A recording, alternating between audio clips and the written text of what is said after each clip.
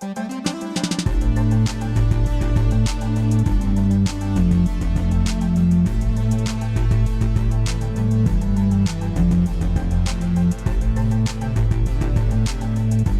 and welcome to another bonus podcast. My name is Crystal Taves. I'm the pastor of women at Northview Community Church. The podcast that you're about to hear was recorded on our Wednesday morning Bible studies. We did a series of remarkable lives, learning from Christians from history. We hope you will enjoy it. Why don't we get started? Richard Wurmbrand is who I'm going to talk about, and then later I'm going to talk about his wife, Sabina. Are these names familiar to anybody? No, one or two people. Wonderful. Okay, so it's not uncommon that these people are uncommon to us. Richard and Sabina Wurmbrand, they lived in Romania. Mostly, the highlight of their story is during the communist regime. So in about the 50s and 60s is where I'll highlight most of their story. And they were prisoners, political prisoners, because they were Christians. That was their crime. And so I'm going to walk through and tell you their story. But something I think we need to know right off the bat about Richard and Sabina is that they're normal people. They're honestly a normal husband and a normal wife living a normal life. They're ordinary people, just like you, just like me. They found themselves in extraordinary circumstances. And so some of these things we're gonna look at their life and say, wow, they are remarkable. But if you were to talk to them, they would say, no, we're just normal and we just had this circumstance, and so we just had to kind of live our life faithful to Christ in the midst of that. So I want to, before we even start, take them off this pedestal as heroes and just put them on a playing field. These are our brothers and sisters in Christ. They're normal people, but we have a lot to learn from them. The other thing that I want to say is I spent about maybe a week and a half reading things about their life, and I was immersed in their life so much I was dreaming about them. They are incredible. Their story is hard.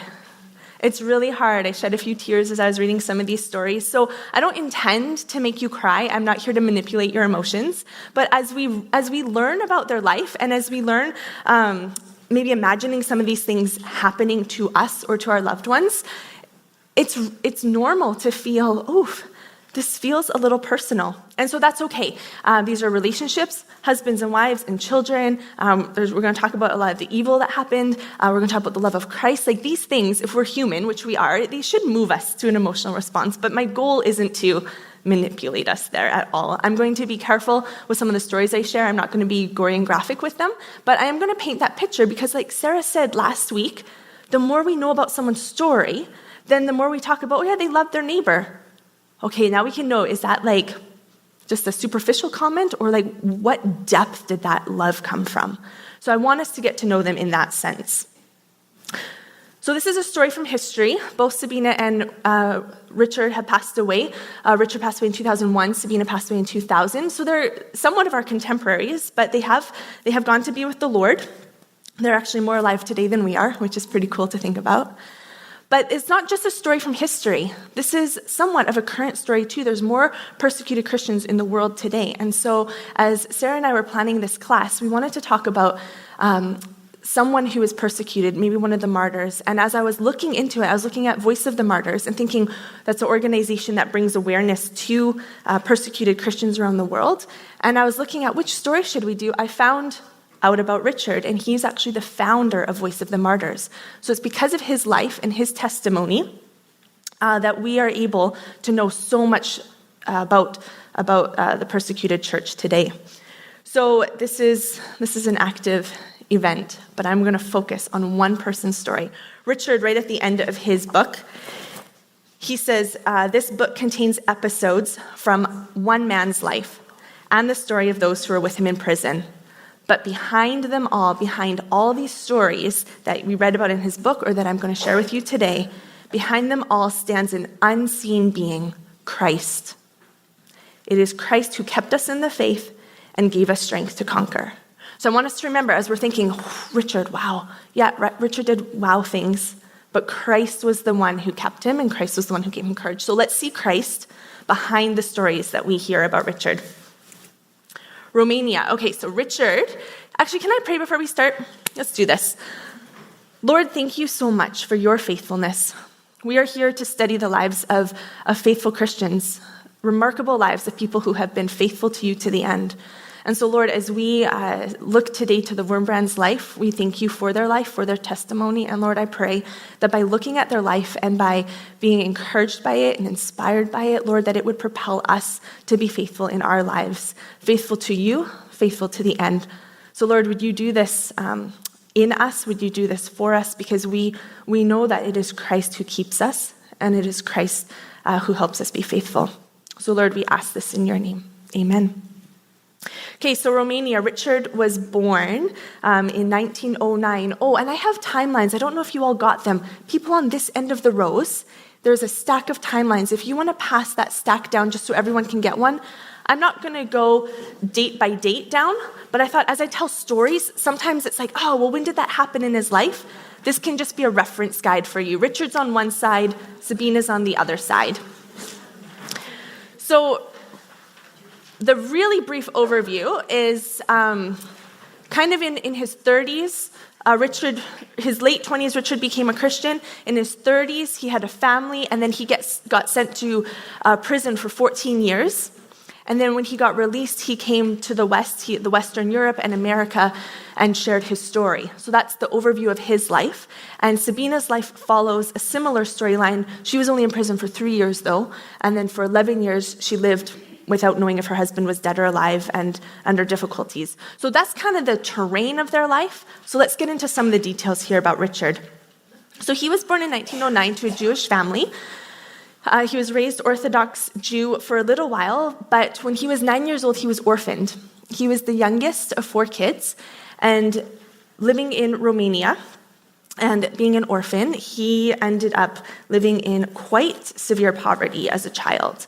Very little clothes, very little food, but they did have this house that had a bookshelf in it. And he loved to read. And so he, as a child, remembers reading every book on that bookshelf. He loved reading Voltaire. He loved reading about the communist thinkers. And he just absorbed all of this skepticism and atheistic writings. And he became quite skeptical about the view of the world. And he became a very committed atheist when he was just a young child, probably in his, pre-teen years. He loved churches, though. He would always walk past churches and think, if only there was a God, it would be a nice thing. But there isn't a God, and so all of this is silly. And he couldn't understand why a God who is so apparently powerful and so apparently loving could allow so much suffering and so much evil in the world. So he had suffered a lot, and he just couldn't reconcile how God could exist if this was his life. So he embraced atheism wholeheartedly. And when he was 19 years old, he moved. When he was orphaned, he ended up moving to Turkey and lived in Turkey for a long time. Then when he was 19, he moved back to Romania. And he was, at that point, a very strong atheist. He went into business, and he became quite a rich stockbroker. He got married when he was 27 years old, and he told his wife, when he proposed, "You're going to have a very hard life with me." I guess I'll tell you a little bit more from Sabina's perspective about that. So a year after he got married, a year or 2 years after he got married, he ended up contracting TB, tuberculosis, which at that time, TB was a death sentence. He wasn't going to survive this. So he ended up going up to the mountains in Romania for some convalescence. Hopefully rest would stave off his disease a little bit. Anyways, he ended up going there and met this man who worked there, who, by the way, had prayed for years to meet a Jew. Before he died, he wanted to convert a Jew to Christ because Christ was a Jew. And so this man had prayed for years and years and years to convert a Jew. And so this Jewish man, Richard, comes to the mountain and he says, "I've prayed for you my whole life." So this started many conversations and debates and dialogues, and Richard became a Christian. And this was his prayer shortly after he became a Christian. He said, "God, I was an atheist. Now let me go to Russia," because that's where a lot of the communist atheistic literature that he had read came from. "Now let me go to Russia to work as a missionary among atheists, and I shall not complain if afterwards I have to spend all the rest of my life in prison." But God did not send me on the long journey to Russia. Instead, the Russians had come to me. So what's happening at this time in the world, I'm going to show you a picture of Richard so you know him and his wife Sabina, so you kind of have an idea who we're talking about. So 1939 to 1945 is World War II. So Richard and Sabina were Christians during World War II, and they had worked a lot to do evangelistic work among the German troops that were in Romania. The Nazis were occupying Romania, and so they did a lot of work among the German soldiers to witness to them, to bring them to Christ. They would preach in bomb shelters. They would rescue Jewish children who were out in the ghettos. They were arrested many times. They were beaten. They almost were executed.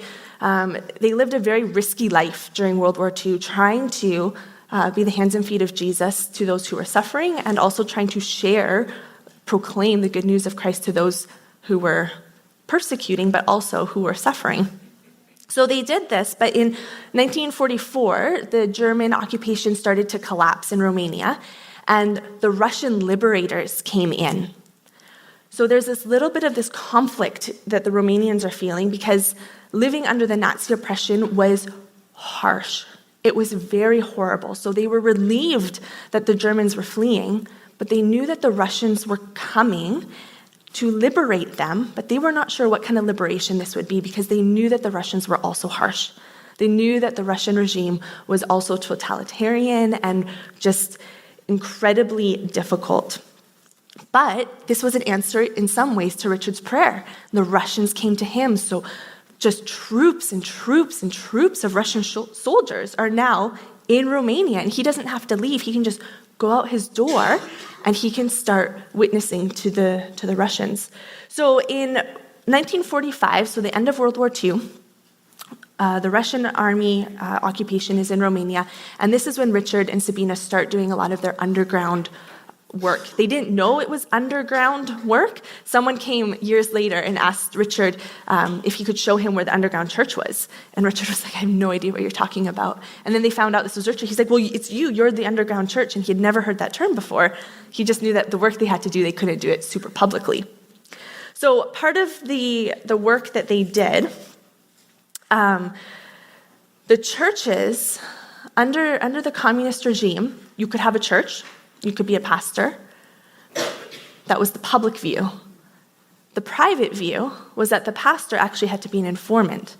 And you had to tell the government every person who came into your church, every prayer that they prayed, every confession they confessed, every attendance that they missed, where were they when they weren't at church, who did they come to church with, did they bring anyone new to church? You had to inform on your congregants. So you couldn't add people to your church. You couldn't grow. So it was very regulated and very oppressed because they wanted to gain control of the churches. So anyways, if you opposed this as a pastor, your church was seized and your diocese, where you worked for, it was abolished. You lost your license. And so what Richard ended up doing was just saying, okay, well, we can't do this publicly then, so we'll do it secretly. So he was very bold in his evangelism to the Russians. He would make friends in the street and just start talking to them about philosophy and start talking to them about politics and start talking to them and look for holes in their logic. And then he would just start hammering on those holes, and he would meet up again with them. And he had so many friends he met this way and brought a lot of people to Christ. Between 45 and 47, so just after World War II, he and his wife handed out, I read somewhere, 1 million gospels. So they were not rich people. They created these, wrote them. They had some access to some printing presses, and portions of the gospels they would hand out to the Russians. They had to hide them, put Marxist propaganda on the front of it, and then have a few pages praising the government. And then at the back of it, because under inspection they wouldn't look that far, that's where the gospel was. So they would hand out 1 million copies of the gospels to the Russian troops in the streets. This is very dangerous work. If he got caught, off to jail. But he did it. And then, to the Romanian communists, he also had another strategy and was very focused. It didn't matter who you were. He wanted to know, how can I reach you and you and you in different ways, reach you for Christ? So Richard wrote, the that he had prepared himself for prison and torture. Imagine that. Do we think of that? Preparing ourselves for prison and torture? We don't live in a conflict zone, like with war and with prisons just down the road from us, but he had intentionally prepared himself for prison and torture as a soldier in peacetime prepares for the hardships of war. I had studied the lives of Christians. That's what we're doing, studying the lives of Christians who had faced similar pains and temptations to surrender, and I thought how I might adapt their experiences. Many who had not so prepared themselves were crushed by suffering or diluted into saying what they should not. So my hope in studying his life and Sabina's wife today is that we would be prepared for suffering. By looking at their suffering and how they endured it and how they were faithful in the midst of it, that would encourage us in our lives to stay faithful, to endure and persevere in the midst of whatever hardships and suffering come our way. Probably we're not going to end up in a communist prison, but we will have some sorts of persecution, some sorts of suffering in our lives as Christians. So I think studying his life, this is my hope, that we would, like Richard, look at the lives of faithful Christians so that we can walk in their footsteps. So in 1945, there's this massive Congress meeting in Romania. Over 4,000 different ministers, so multiple religions, Jewish, Christian, Orthodox, Muslim, many religions had gathered. 4,000 people were in this Congress hall, and Stalin had given many good speeches about how we're going to work together and we're going to bring peace to this nation, and this is wonderful. And majority of the people there were in loud, bold support, praising Stalin, praising the glory of this regime that had come to save us in Romania, very willing to cooperate with the communists. And so Richard is sitting there and he's getting more and more disturbed by what's happening, and he ends up standing up and saying, well, this is what he wrote. He said, "I asked to speak, and they were pleased to invite me to the rostrum." So they were so pleased to invite him because after Richard became a Christian, he had gone to school, he'd become a pastor, and he'd become very renowned in Romania for his preaching, and he'd become quite a famous author in Romania. So he's a public figure. So if they can get Richard Wurmbrand to support them, this is being broadcast to the whole nation. It's actually going internationally as well. So this is really good for the communists. So Richard comes, he wants to speak. The organizers looked forward to publishing a congratulatory speech next day from Pastor Wurmbrand. "I began with a brief word on communism. I said it was our duty as priests to glorify God and Christ, not transitory earthly powers, and to support God's everlasting kingdom of love against the vanities of the day.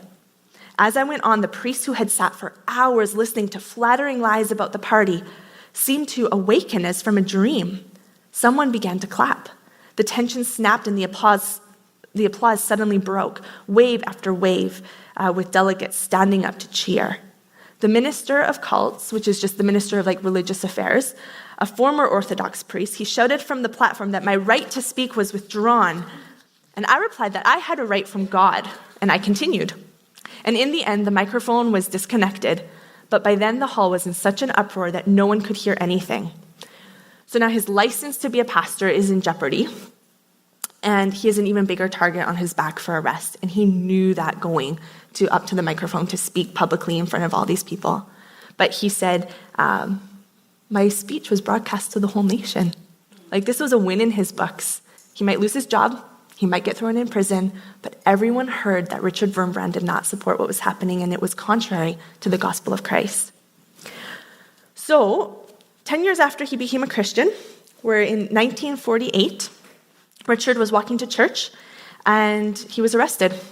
He was just picked up into a car, and off he went.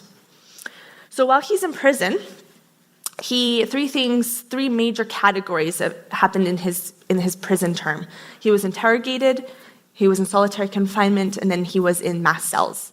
So I want to walk through some of the things that happened to him once he was in prison.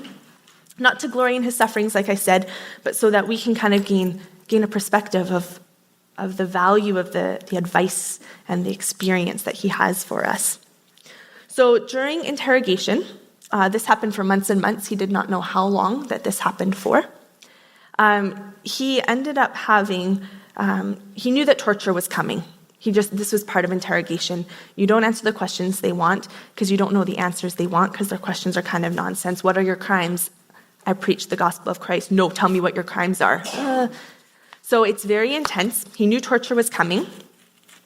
And there, he's in prison. So he resolved to kill himself. He ended up getting some sleeping pills, and he hid about 30 of them in his mattress. And he had planned before the torture starts, I will take all these pills not because he didn't want to endure torture. He didn't want to give the names of his fellow Christian workers. He didn't think he would be able to bear, and he didn't want to betray his fellow Christians. So randomly one day, they just walked in, took his mattress, and walked out. The guards did. So now his suicide plan was for naught. He did not have his pills. And he said in that moment, he knew that God did not want him to kill himself, and that God would give me the strength to bear the suffering ahead. So I just think this is amazing that here is a man who didn't want to endure the suffering because he didn't think he could withstand it. But now he has no option. He has to withstand it. And he knew that God would be the one who would give him strength. So this is before the tortures start. The tortures were quite horrible. And he says that a doctor was present at each torture session to take the pulse and check that the victim was not about to escape into the next world while the secret police still had need of him. It was an image of hell in which torment is eternal and you cannot die. This is what he lived for months and months and months, eternal torment.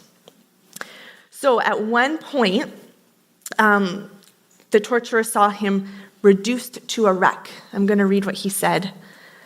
Weeping from nervous fatigue, the torturer said something like, "Pity, why don't you give in? It's all so futile. You're only flesh and you'll break in the end." And Richard writes, "But I had proof of the contrary. Had I just been flesh, I could not have resisted.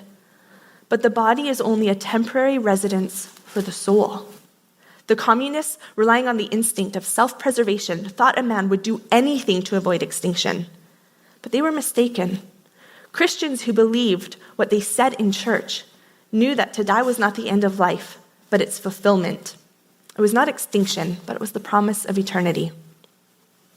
So he was not just a mere man who was being tortured. He was a child of God, and he was willing and able through that knowledge because he believed what he said in church. It wasn't just words. It was deeply changed him, how he thought about the world. So he shocked the communists, and he survived a lot of these tortures. So after this, he was taken to solitary confinement, and he said, "Did I believe in God?" Now the test had come. Not the tortures earlier, but now the test had come. Solitary confinement. There was no salary to earn as a pastor. There were no golden opportunities to consider. God only offered me suffering. Would I continue to love him? So he was in solitary confinement for 3 years. He was underground for 30 feet underground. No sun, no flowers, no color, no rain, no sound. The guards wore cloth fabric on their shoes so you could never hear when they were walking or coming. Isolated from everything that he has ever known in his life. Pretty crazy. He survived this in very strategic ways. He knew his mind needed to be clear, and so he would write sermons in his mind every night. He would preach he said, only the angels were around, so I would preach to the angels. So he composed, I don't know how many hundreds of sermons, but he remembers 350 of them. So he wrote some of them down in his book, With God in Solitary Confinement.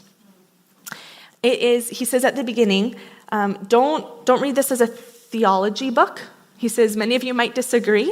He says, but when you're in solitary confinement and there's no system for the day and there's no structure to life, some of your systematic theologies get forgotten and left out the window. And I say, I'll give you a pass on some of those things. But this is this man's heart. And this is how he survived solitary confinement. And these are sermons / his prayers and his meditations to God. So one of the things he wrote in that book, his mind would break, understandably, the mental agony of being alone, and he had a lot of behaviors that you would think of someone being mentally unstable. So when his mind would break, he would shout uncontrollably, and they would come and they would gag him and put him in a straitjacket. So the second time he was gagged, this is what he wrote. He said, "I am in a straitjacket and I am gagged for a second time. With whom else can I speak? I speak to except for you." So now he's going to describe the events that led up to him being gagged. He said, "I remembered St. Francis of Assisi, and I wondered how he would have felt in my place. Saying the cross is the only tree on which the flower of perfect joy will grow. I have the cross, so I decided to be joyful, and I danced. In solitary confinement, I danced. I spun round until my mind became completely blank. My whole body was in a sweat when I fell onto my bed with tears running down my cheeks, while the guards who had been looking through the peephole in the door laughed at me. Why, my soul, are you so stupidly concerned with the latest event, the fact that I have been put into a straitjacket and gagged? Bless my soul, the communists, who by gagging me free me from the vanity of words and gave me an insight into reality. There is a meaning in this gagging too. Thanks be to God. Amen." It's profound, isn't it? Like, how does it get worse? And then it does. He still praises God. After his first experience of real torture, he said, which is incredible to see. I'm gonna read his reflection on it, that he still has such a heart for forgiveness and such a passion to evangelize, to save the souls of those who do not know Christ. He said, "For a few days I could not preach to you as usual." Remember, his preaching was all in his mind. The physical pain was too great. He was in so much pain he couldn't form logical sentences for his own mind to think through. Still, there was some joy in my pain. "Up to now they have beaten and whipped me. Now for the first time they have tortured me so that visible marks will remain on my body until death, or perhaps even after. By Christ's wounds I am saved, and perhaps my scars will be helpful also. My prayers for my torturers will perhaps be more effective if I can show the Father the wounds I received from them. If I can continue to love them, if I can forgive, why should God exclude them from his love and not forgive them?" Isn't that amazing?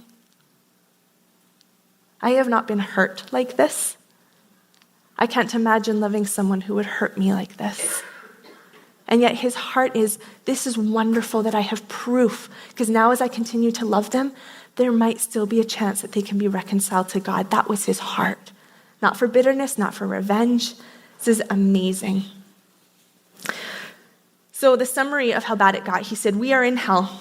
Sometimes during nights of horror, I look at the cup of water which is in my cell. Only this, a cup of water, assures me that this is not eternal hell, because there the damned have no water." Crazy, really crazy. So I have to keep an eye on the time. When are we going to break?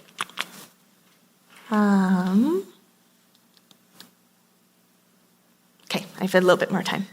So he got hauled out of solitary confinement for interrogation, and he had to write a declaration, which is basically confessing to all the crimes. So after 2 years of solitary confinement, he is given a pen, he's given 30 minutes, and they say, "Write your declaration." He sat there for the longest time and couldn't figure out how to pick up a pen. He had forgotten what it was. And you have to write your declaration, starting with declaration, and he couldn't remember how to write a capital D.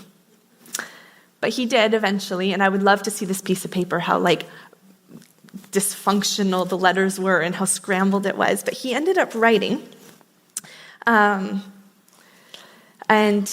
his prison guard, the torturer who made him do this, picked up his declaration and he began to read. And after a while, he had this whip in his hand. After a while, he put this down.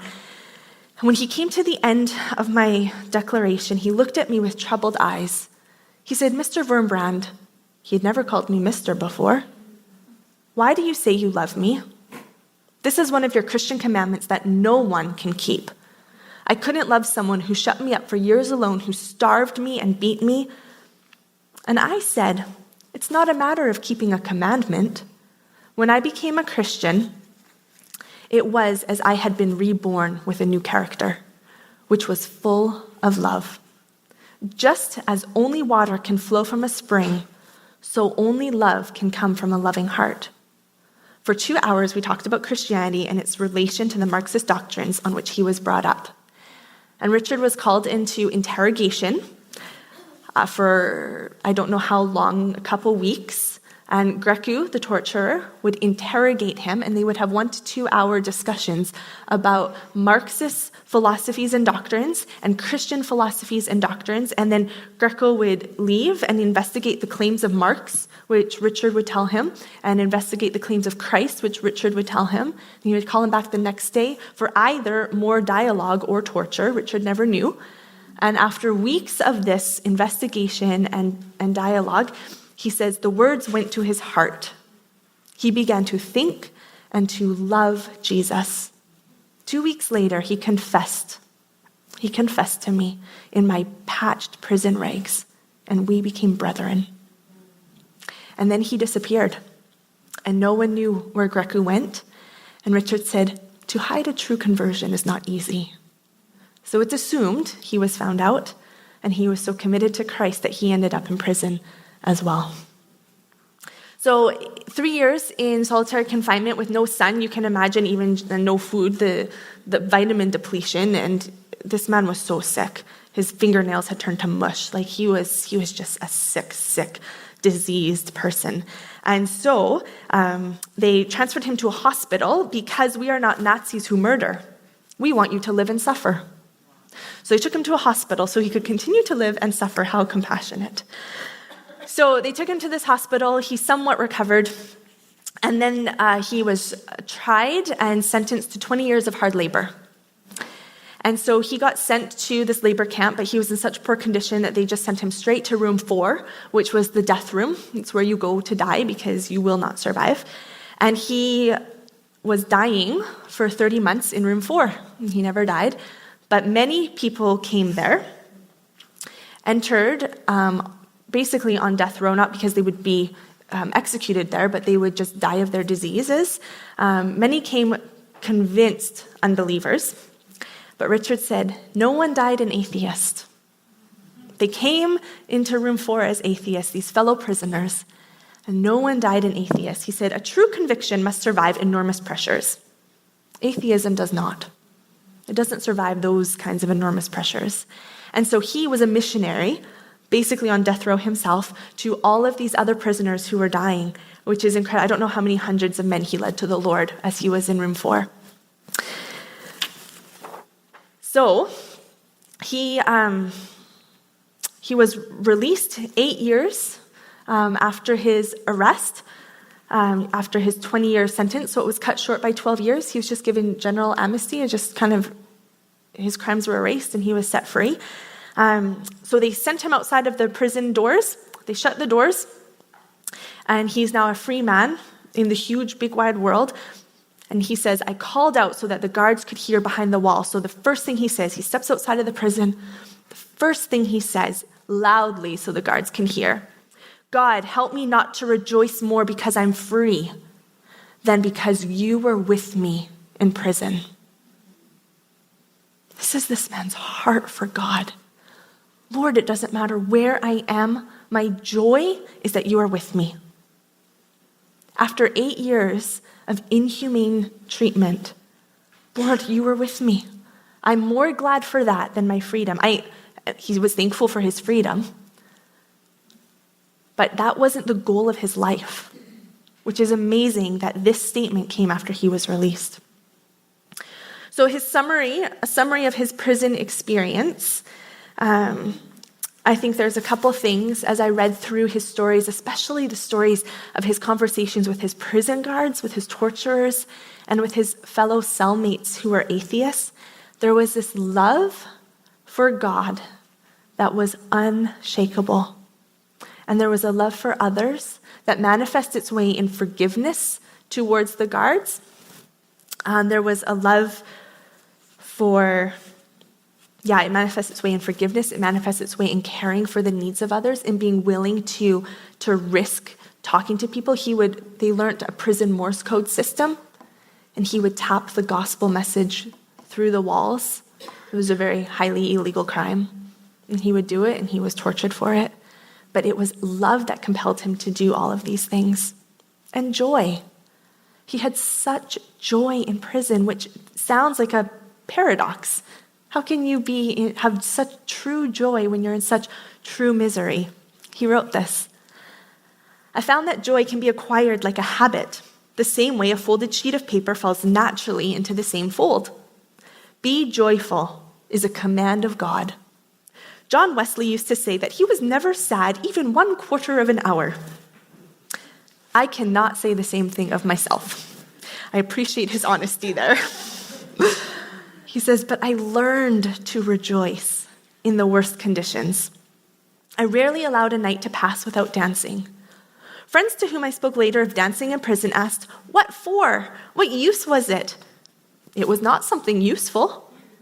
It was a manifestation of joy.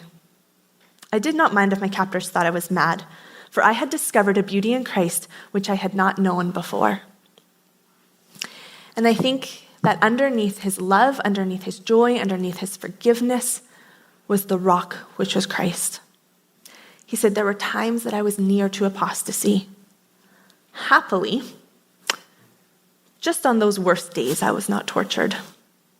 Probably then I would have cracked. The torture happened only after I had overcome despair. His worst days were not the days he was tortured. Did you catch that? The way he wrote that? His worst days were the days when he thought that he would deny Christ. And it was only on his better days, when he was convinced of Christ, that he could endure the torture. Christ was the bedrock, it was the motivation, and it was the drive for all the love and the forgiveness and the joy that he was able to display in his life. He wasn't just a joyful person. He was a Christ-filled person who was then able to have joy and then able to have love. He said, okay, so now he's released. He manages to find his way home. And he said, now that I was free, I longed in the depths of my heart for some quietness and rest. But communism was working everywhere to complete the destruction of the church. The peace that I desired would have been an escape from reality and dangerous to my soul. So he went straight back to his normal work, preaching, evangelizing. His license to preach was revoked, so he's now doing more illegal crimes. He still preached. He knew he would be rearrested, and he prayed, God, if you know men in prison who I can help, souls that I can save, send me back, and I will bear it willingly. And then he writes, Sabina sometimes hesitated and then said amen. Yeah, no kidding. No kidding. This is a hard prayer. How do you, yes, Lord, I'm willing to endure more suffering for your name. But his heart was to bring people to the Lord, and he knew this life is temporary. And so, Lord, if there is souls in prison that I can save, and you can use me there rather than use me here, I will go willingly and bear it with joy. So, how many years later? 3 years later, he's rearrested. So he works for 3 years under the threat of arrest in very difficult circumstances. And his first day back in prison, the Lord answered his prayer. He led his cellmate to the Lord. And then more interrogation, more solitary confinement. He had another trial. He's sentenced now to 25 years of hard labor. And he was moved to one of the worst prisons. And he was moved around from cell to cell to cell. They didn't want him to stay in one cell too long because he would convert too many people. So they moved him from cell to cell to cell. But he preached in every single cell. Everywhere, every man he met, he wanted them to know about the love and the forgiveness and the freedom of Christ. So in 1962 to 1964, he wrote, "The worst was yet to come." So everything that I have told you that sounds worst and awful is not, which in my mind when I'm reading it, how can this get worse? So this is what he describes. The worst part was the brainwashing that they would do in the camps. And they divided them into groups, and they made them sit through lectures, and then they would make them sit and listen to loudspeakers. They called them struggle meetings. So they would do this, and then they would put them in solitary confinement. Then they would bring them out and give them a taste of a good life, luxury. They would wash them. They would have a lovely shower and put on nice new clothes and have this wonderful feast and maybe be allowed to have a lady visitor for tea and all these wonderful, normal luxuries of life. And then back to brainwashing, back to struggle meetings, back to torture, back to solitary confinement, hot boxes, cold boxes, just terrible life. And then a taste of luxury. If you will just recant, this could all be yours. Some of the brainwashing. Communism is good. Communism is good. Communism is good. Christianity is stupid. Christianity is stupid. Christianity is stupid. Why not give up? Why not give up? Why not give up? Can you imagine that for 17 hours? You have to sit straight. You can't slouch a little. You can't close your eyes. You'll be tortured. You must sit straight and listen for hours on end. Nobody believes in Christ now. Nobody believes in Christ now. Nobody believes in Christ now. No one goes to church. No one goes to church. Give it up. Give it up. Give it up. The mental agony. He said, for a long time I remained in the special block. How long? I'm not sure. Time has telescoped all days of certain periods in my prison life into one enormous day. The brainwashing increased in its intensity, and eventually Richard did not know what to believe anymore. He did not know what was true and false, what was right, what was wrong. One day they tricked him into thinking that his family was coming. They got him to write a letter of invitation. They mailed it to the family. They said, this is the day, the appointment. They got him washed. They got him ready. They had him sit and wait and wait and wait and wait, and his family never came. And then they sent him back into lectures. Christianity is dead. Christianity is dead. Nobody loves you. Nobody loves you. Nobody loves you. They don't want you anymore. They don't want you anymore. They don't want you anymore. Can you imagine? And he broke down and he wept and he wept and he wept. And then he wrote this. You guys, listen to this. This is so beautiful. This man's mind was broken. His body was broken, and he wrote this. He said, in time, I came to believe what they had told us for all these months. Christianity was dead. The Bible foretells a time of great apostasy, and I believed that it had arrived. Then I thought of Mary Magdalene. What a random thought. In the midst of Mary Magdalene. And perhaps this thought helped save me through the soul-killing poison of the last and the worst stage of the brainwashing. I remembered how she was faithful to Christ even when he cried on the cross, my God, why have you forsaken me? And when he was a corpse in the tomb, she wept nearby and waited until he arose. So when I believed at last that Christianity was dead, I said, even so, I will believe in it. And I will weep at its tomb until it arises again, as it surely will. It's amazing. It's remarkable. It was absolutely remarkable. This man persevered. He was sorely tempted to give in and take the good life. But somehow Christ kept him. And somehow Richard was faithful in the midst of all of this. So he was released in 1964 after 6 years of this kind of living, 19 years early from his parents' sentence. He was given general amnesty. And then eventually what happened was, he was given a church. He was given a church. It had 35 people in attendance. And they warned him, if it grows to 36, you will be arrested. Well, Richard now he is a popular man. He has been released from prison. He has been faithful to Christ. Who's not going to go to Richard's church? So he ended up just resuming underground secret work again immediately. Okay, why? Why would he do this? Isn't this a man who knows the risks of this kind of work? It's not because he loved prison. It's not because he loved pain. All of these things are good things to avoid. It's because he loved Jesus. and because he loved communists. He wanted communists to know the love of Jesus. It's totally, totally remarkable. So there was a very high chance that Richard's going to be rearrested, and he's very much an international figure at this time, and the Norwegian church heard about all of this, and so they started collecting money and they ransomed him. They paid the Romanian government a ransom so Richard could leave the country.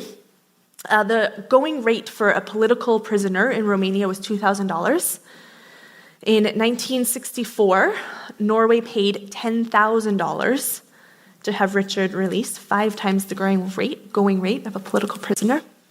So Richard was released it was an unconditional release, except that he was sat down before he left the country and was threatened about what to say and what not to say in the West, about his experience under the communist regime. Keep it to the gospel, they said. Don't talk about us. We can hire a gangster for $1,000, and we can silence you for good. Or we can contrive a scandal about you, about your sex life, about your greed, about your abuse of money. So keep it to the gospel and don't mention us. Well, Richard, he devoted the rest of his life to this effort of, despite the warnings, despite the death threats, of preaching Christ, but also speaking against what the communists were doing to kill religion, to kill Christ. And so he ended up in 66, 67, I couldn't quite nail down the date, so this is about 4 years after his release, his ransom, and now he's living in the West. He did traveling in Western Europe and then I think settled in America. And he testified in Washington, D.C. at the U.S. Senate's International Security Subcommittee. And he testified about what he had experienced in prison. And this is one of the very first times the Western world knew anything about the persecuted church behind the Iron Curtain. So Richard's testimony opened the floodgates for Christian relief and for international pressures to be put on these political prisoners who are just in prison for their faith. And this, like I said earlier, continues today through the foundation, the Voice of the Martyrs, that he founded. He said, I denounce communism, but I love communists. And we get a sense of that throughout his life and his commitment. I have a small little video about his forgiveness. It's about 2 minutes, so I'm going to show you this, and then we can break into some discussion questions. But this is one of these remarkable lessons. When he got let out of prison the first time and stumbled his way home and walked in the door, his son was on the staircase and said, Father, you have suffered a lot. I would love to learn the lessons through your suffering. So I think this is one of the lessons that we can learn through Richard's suffering. Someone asked while we were at break, they said, what happened to his wife during this time? So if this is one of your burning questions, this is what we're going to spend the next 25, 30 minutes going over, is what was Sabina's life like during this time when Richard, it's a little loud, when Richard was in prison. So a couple comments I want to make. As I was going around and listening to some of the discussions, I said right at the beginning, probably none of us are going to end up in a communist prison for our faith. But that doesn't mean, so in some sense, we have them like way up on pedestals like heroes, like that is true Christian living, true Christian sacrifice, true Christian perseverance. And that's not necessarily true. They, yes, are examples of true Christian perseverance, but that doesn't mean that none of us who aren't in communist camps can't truly, as Christians, persevere in our life. The Lord hasn't given us that situation, but he has given you a situation, and you a situation, and you a situation. And my hope in talking about their lives is not to say that all suffering is the same, but to say that all Christians are equally called to faithfully persevere and faithfully follow the Lord. And so I hope by looking at them, we're not walking out feeling, I'm just like a wimpy Christian, but look at them and say, Lord, would you help me to walk in their footsteps and be faithful in the situations and scenarios you've put me in, to expect that as a Christian, our lives will have suffering of a variety of kinds. And when that happens, we want to be faithful in that. So there is a quote. This is not from the Wurmbrands. I don't know who wrote it, but she writes novels. And the quote says, "At crucial moments of choice, most of the business of choosing is already over." And I think that's really interesting as we think about the Wurmbrands. They didn't get married in their become Christians and get married and live their life and think, I am going to be a near martyr and a voice for the persecuted church because of the insane suffering I endured. No, they just they chose to follow Christ. So they were faithful to that, and they were faithful in their Christian beliefs. And as scenarios and opportunities, remember Sarah talking about Elizabeth Elliot next week, do the next thing? They just did the next faithful thing. The next opportunity that they had, the next conversation where they could witness, the next opportunity that they wouldn't deny Christ. They just kept doing the next thing. So in these big moments of decision, will you surrender to the government and deny Christ, or will you follow Christ? Well, the little decisions along the way actually ended up making those big decisions. So I just want to encourage us that we don't have to be like, what is our grand story going to be? Let's just be faithful people. Let's just be faithful. God is faithful and Christ is faithful. And so let's be faithful to him. I'm going to teach on Sabina for about 25 minutes. And then we're going to spend about 15 minutes on discussion and 15 minutes. I would love to not just have this fill our heads and warm our hearts. I would love for this to move us to prayer for the persecuted church. So for the last 15 minutes, 11:15 to 11:30, we're going to pray together for the persecuted church. So just to kind of give you a lay of the land as we go. So Sabina, born in 1913, died in 2000, so lived a very similar lifespan to her husband, Richard. When she was a young adult, she didn't know God. She wasn't a Christian. And she writes that she didn't care for other people. She didn't want children. She wanted a life of pleasure. So I got this perspective of her, this impression of her, that she was very selfish, very self-centered, but not that she was rude. I don't think you wouldn't have enjoyed being her friend. I just think in her mind, she wanted self-fulfillment and pleasure out of life. And so the things in her life that would bring her that's what she pursued. So she met Richard, and like I said, he was a rich stockbroker, and so this kind of fit her lifestyle pretty well because she wanted pleasure and luxury.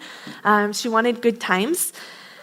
And so when Richard was diagnosed with TB, she said it felt as if Richard had been sentenced to death, which we talked about. And she said it seemed to be the worst tragedy in my life. So this is her, how old would she be? She'd be in her mid-20s, I think, at this point. This is the worst tragedy that has happened to her life. And then Richard became a Christian, and she was utterly dismayed. This was worse than his death sentence with TB, which he didn't die from. But him becoming a Christian was the worst thing. She was utterly dismayed by it. She was an Orthodox Jew, grew up as an Orthodox Jew. She abandoned her faith, and she hated Christians because Christians hated her. So there was a long history of abuse between Christians and Jews, not just politically and not just throughout history, but in her own life, in her school. The Christian girls were horribly mean and would taunt her and pull her pigtails, and just the Christians had all kinds of mean songs and evil games, and she just knew that Christians hated Jews. And so she said to Richard, I would rather die than have you be baptized. Which sounds a little melodramatic, but she actually was committed to kill herself with the day he left to go be baptized. And that night she was alone at home, and she had planned to kill herself. And she had this, not necessarily an experience, but had a lot of thinking. And honestly, the Holy Spirit was convicting her.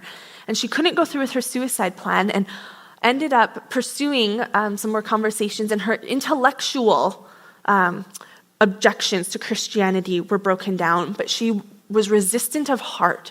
She didn't want it to be true. She didn't want to be a Christian because she had to overcome so many emotional difficulties to think that the Christ and the Christian she had always hated is someone and something that she could be part of.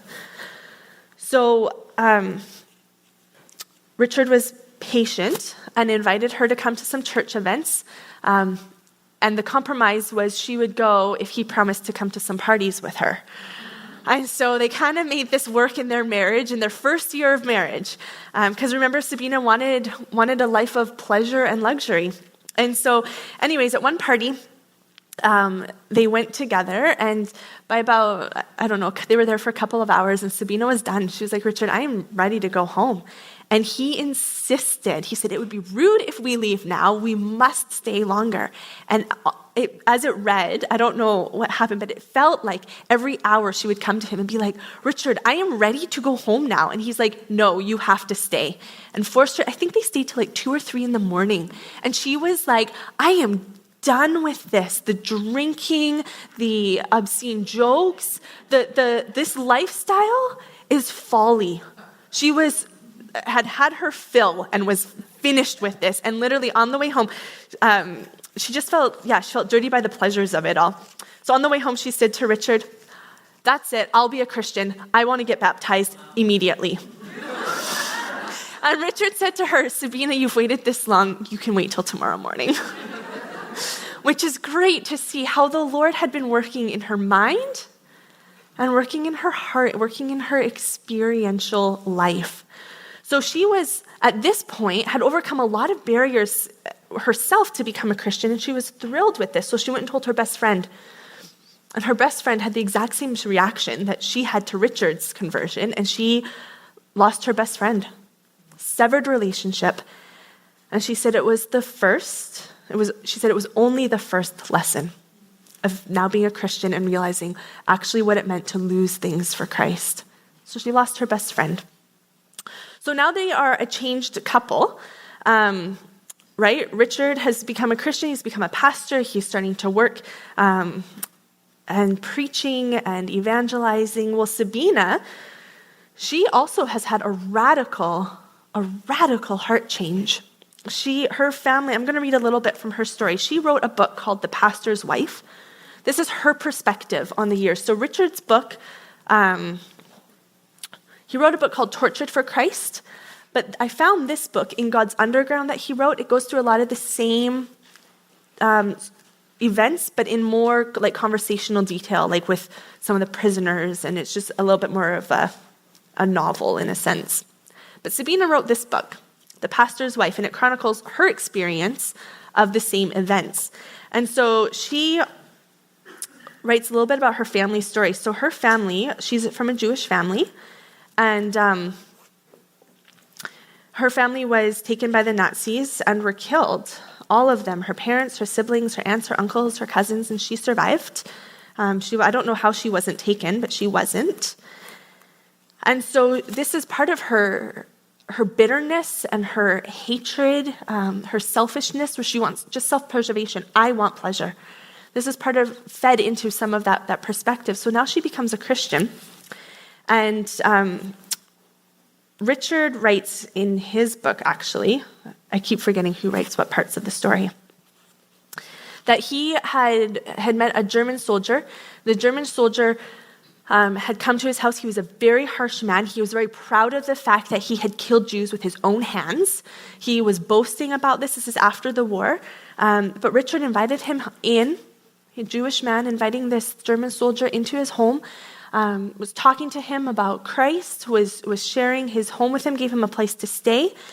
And as he was talking to him, this is what Richard does.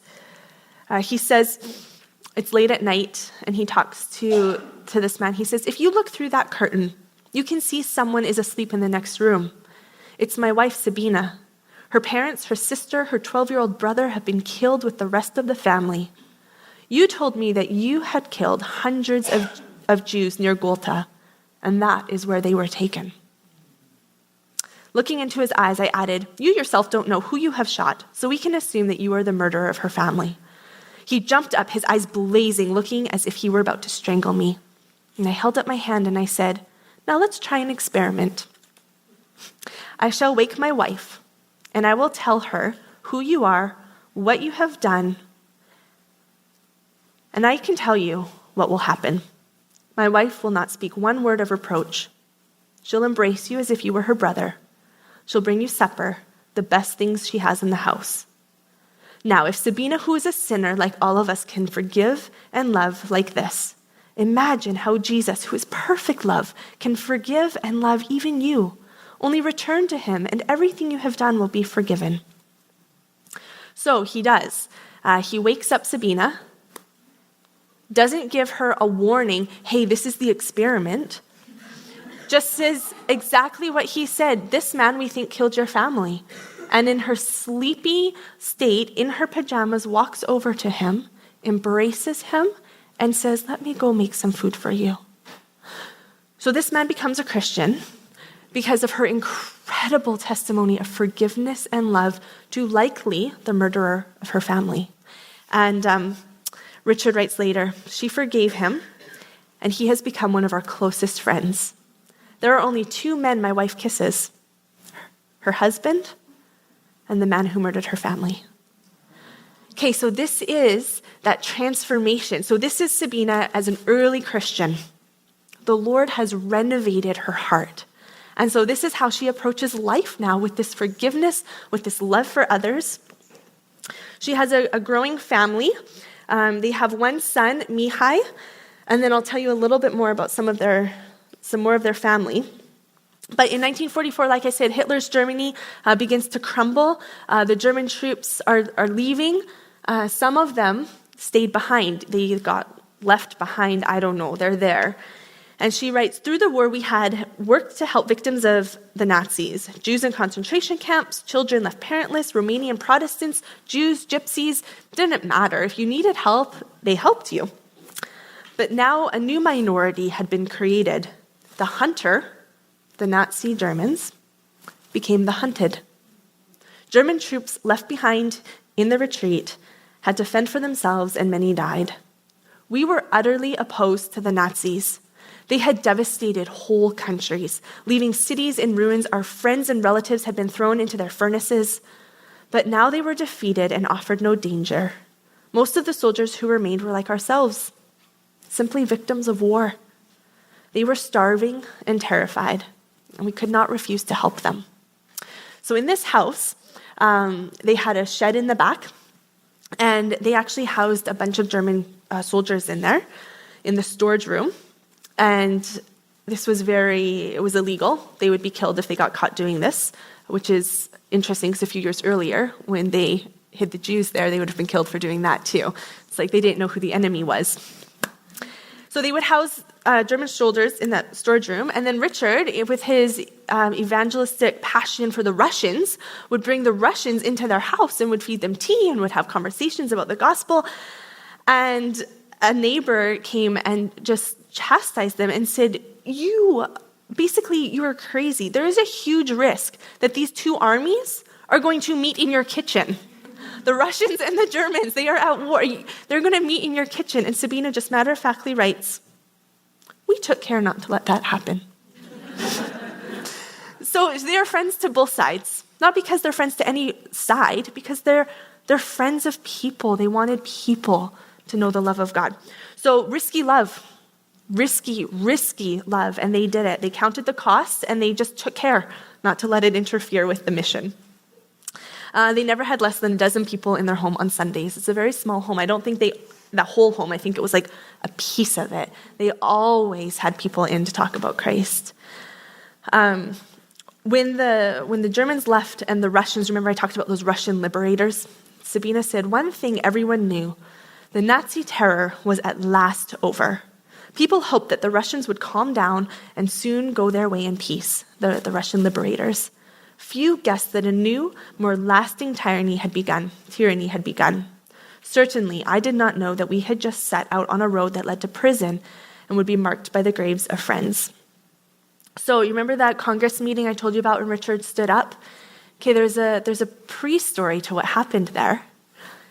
This is what Sabina writes. This is her perspective. Priests and pastors replied with their affirmation of Stalin's vision here. One after another, they said how happy they were about this appreciation of religion. Everyone was glad, and all their gladness was broadcast to the world over the radio, direct from the hall. It was absurd and horrible. Communism was dedicated to the destruction of religion. It had shown its true face already in Russia. They spoke out of fear, the religious affiliates at this spoke out of fear, affirming the party. They spoke out of fear for their families, their jobs, their salaries. They could have at least kept silent instead of filling the air with flattery and lies. It was as if they had spat on Christ's face. And I could feel that Richard was boiling. So I told him what was already in his heart. Will you not wash this shame from the face of Christ? Richard knew what would happen. If I speak, you will lose a husband.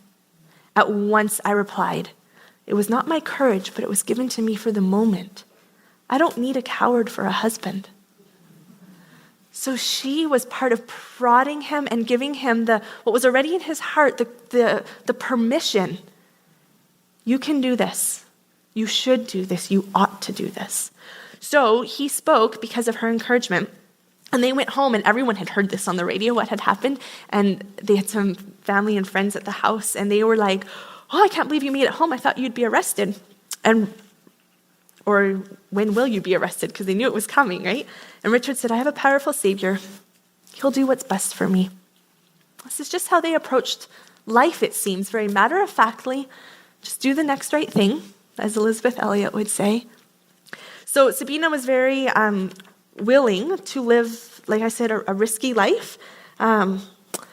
It's true what she said, it wasn't my courage, but given to me for the moment. As she writes very candidly, she writes of these courageous things she did, these really courageous moments.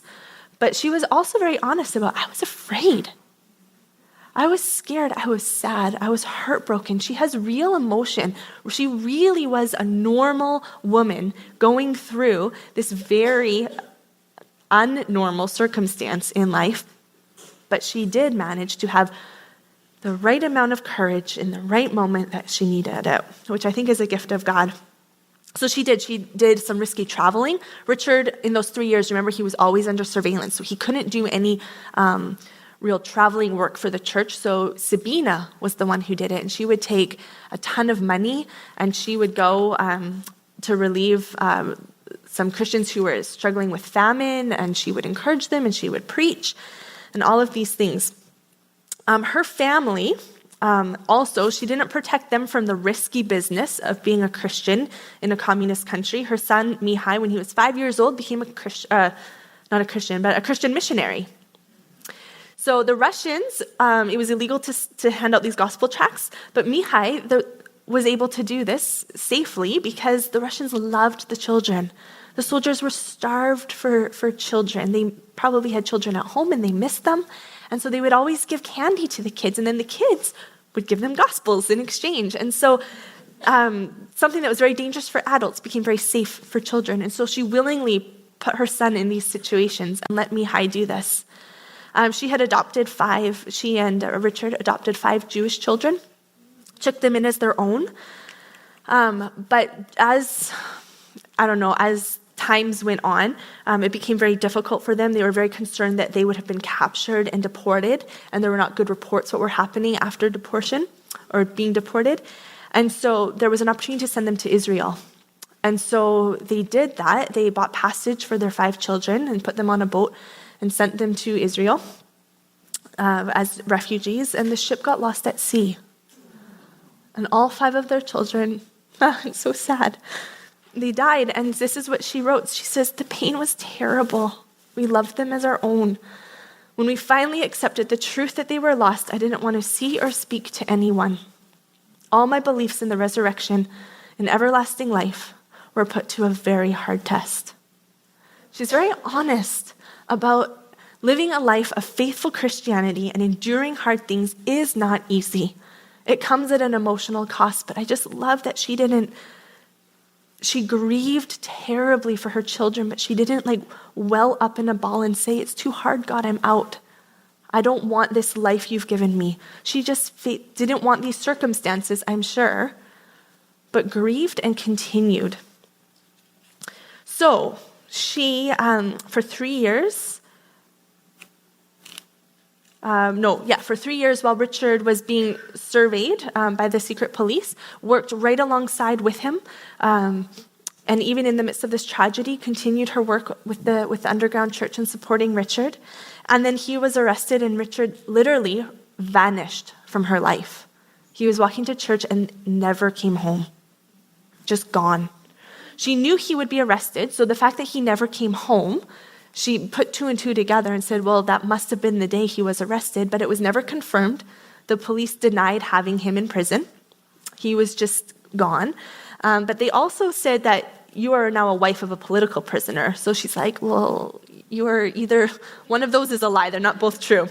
But as the wife of a political prisoner, you can't get a ration card, and you can't work without a ration card.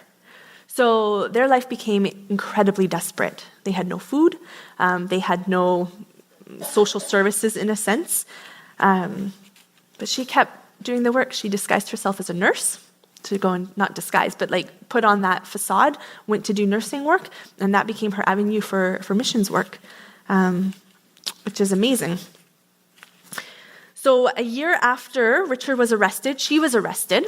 Her crime on the paper says fanatical against the efforts of communism.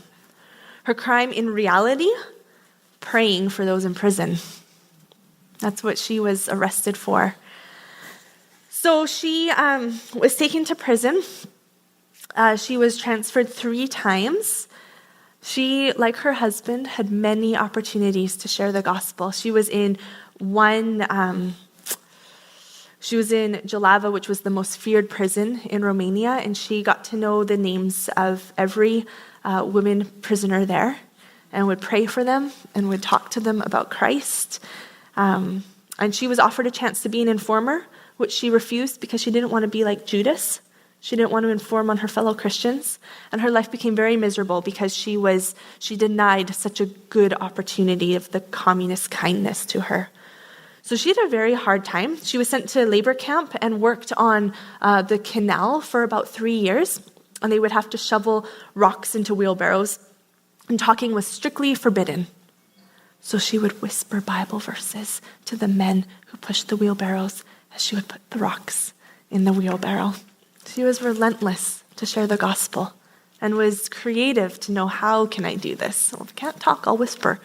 She paid for it, but she wanted to do it for the Lord. Okay, her son. What happened to Mihai? He was abandoned by father and mother, not on purpose, but he was. The underground church took care of him, sort of. He was orphaned, and he was had no real guidance, but they did. They took him in. Different families at different times would take him in, would feed for him, would care for him, and he struggled with knowing how can we love this God who let this happen to my mom and my dad and me. I've been very, very sorely left alone. So he had an opportunity to visit his mom once when she was in prison. And this is what she said. So they had to be, I can't remember how far, like far away. Like, I don't know. I feel like 300 meters isn't that far, but that's probably far when you haven't seen your son for 2 years and you're not allowed to be any closer to him. So I think they were far. They weren't allowed to talk about anything specific. And she said that she was so overwhelmed after 2 years of not seeing her son and knowing what had happened to him that she just, that the time got swallowed up with emotion, she said. I think they just probably ended up looking at each other. They were allowed 15 minutes. She said, I remember that I called, she says, our emotions wiped out the time. We barely spoke. Not that it was possible to say anything intimate anyway. I remember that I called out across the space that separated us, Mihai, believe in Jesus with all your heart. These are the first words that she has said to him in 2 years. I gave him the best counsel that I could, knowing from my experience in prison among so many people, old and young, that only Christ can give the hope that lights the darkest place. And Mihai reflects, when he's written a couple of things, he reflects that when he was older, he looks back, when he reflects on his life, and he says, that was the pivotal moment when I was able to dedicate myself to the work of Christ. Because I knew that if my mom in prison still loved Jesus, then I could love Jesus outside of prison no matter what happened. So yeah, the best counsel that you can give your kid is to trust in Jesus no matter what the circumstances are. So the Spirit used that to work in his heart and seal him for his own. She had some very difficult times in prison.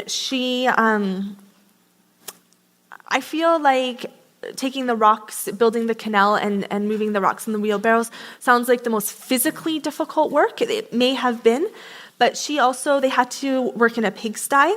They were at the state pig farm, and she describes that as actually being harder. I don't know if it was physically harder, but I think it was just totally harder. Like all the pieces of that experience were hard. She only did it for a couple weeks, but this is what she wrote about some of her deepest despair and misery in prison. She said, "Perhaps in this psychological condition, such as this is, I should not have survived for long. But happily, it did not last for many weeks," which means it did last for many weeks, which is very hard, but it didn't last forever. She says, "I am convinced that the Lord heard my prayers and took me out according to his plan. I only had to learn a very deep lesson, to drink the cup to its bitterest dregs. And now I am thankful that I passed through this hard school, which teaches you the highest love towards God, even when he gives nothing but suffering."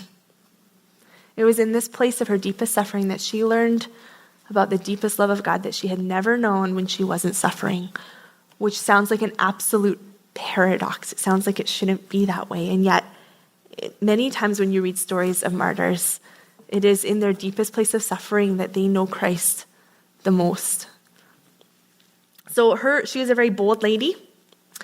She would often encourage her interrogators and torturers to be more like Christ, which is crazy.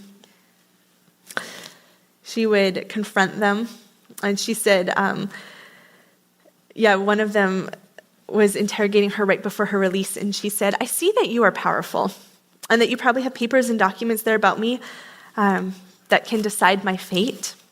But God keeps records too, and neither you nor I would have life without him. So whether he keeps me here or he sets me free, I'll accept what's best for me." And the major banged both his fists on the desk as if there was something that he could hurt. "Ungrateful, Mrs. Wurmbrand, ungrateful. I'm sorry to see that you failed to learn your lesson, and I shall make a report to that effect." And he raged for a few minutes more. But God has a record.